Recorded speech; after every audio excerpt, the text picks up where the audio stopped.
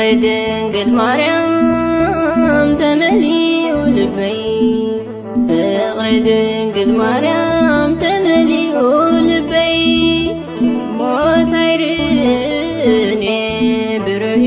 ሕይወተይ ሞት አይርእኔ ብሩህ ሕይወተይ ፍቅሪ ድንግል ማርያም ተመሊኡ ልበይ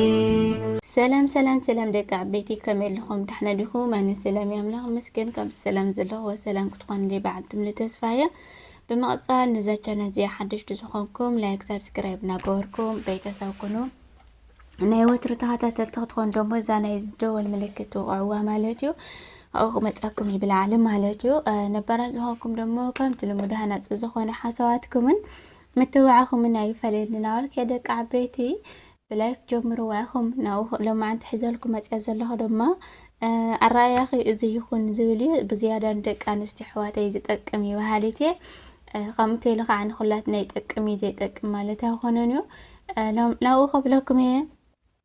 خبلكم الرأي إذا يكون ما ننسى جزا نوسو كبرتو حلو نقونو وحدمو كاب تعساز حلو له حقوس هيوات زمرحلو علامو كمهار للزخيل أو كل من قدين فتاري نقالات قدم يمس سرعيو زتقاقية كالرم زخيل أولني محرات فتاري بممللاسن بمتعاسن ايو كاوزي وطاي وشتاوي سلام يخون رقعات نيحلنا كهلوا أي خيلن يوم إذا صحفتي نخلو أكا انتخونت بحافش شاقنا ندك آنشتي حواتين من زخخار ايام ساب أيكونن أو العليخن كورز حلوالكن صبو يوم صبو كحلولك أي خيلني صبو يو انتو خنا بزيادة نسخن كحلوا زخيلا بعلخن يخن حافتي جزا نسخيني محلاو كورخيني محلاو بقدام نتنفت أريك قدماي سرعيو بدحري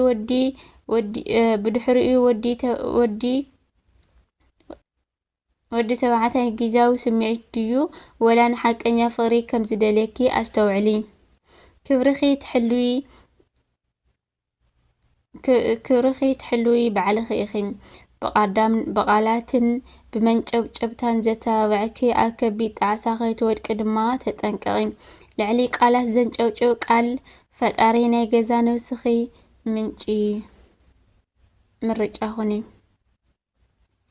كم سب رأي علامة خلوكي كم زخيل حسابي بدحرزي حدار كمتسي خليو لنفسخي نحدار طرح كم استفترت غيرك اون اي تأمنيام قرماخي نقطنا مخانو او قمتي اتوي بزي نقطنا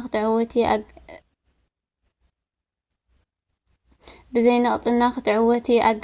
اتقام مخانو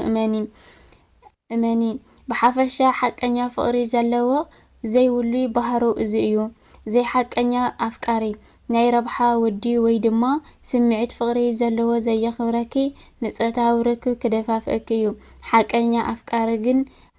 ናይ ብሓቂ ፍቅሪ ዘለዎ ግና ንሓዳር ንናብራ ከተባብዐኪ እዩ ዘይ ሓቀኛ ናይ ረብሓ ወዲ ወይ ድማ ስምዒት ፍቅሪ ዘለዎ ዘየኽብረኪ ናብ ጽምዋ ናብ ገዝኡ እዩ ዝዕድመኪ ሓቀኛ ኣፍቃሪ ግና ናይ ብሓቂ ፍቅሪ ዘለዎ ወዲ ግና ናትኪ ናይ ዘለዓለማዊ ምዃኑ ምእንታን ክምስክረልኪ ናብ ቤተ ክርስቲያን ቃል ኪዳን ከምኡ ድማ ኣብ ቅድሚ ሰብ እዩ ዝዕድመኪ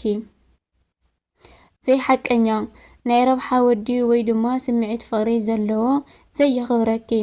ዘየኽብረኪ መከላኸሊ ገዝኡ እዩ ዝመፀኪ ሓቀኛ ኣፍቃሪ ግን ቃል ኪዳን ገዝኡ እዩ ዝመፀኪ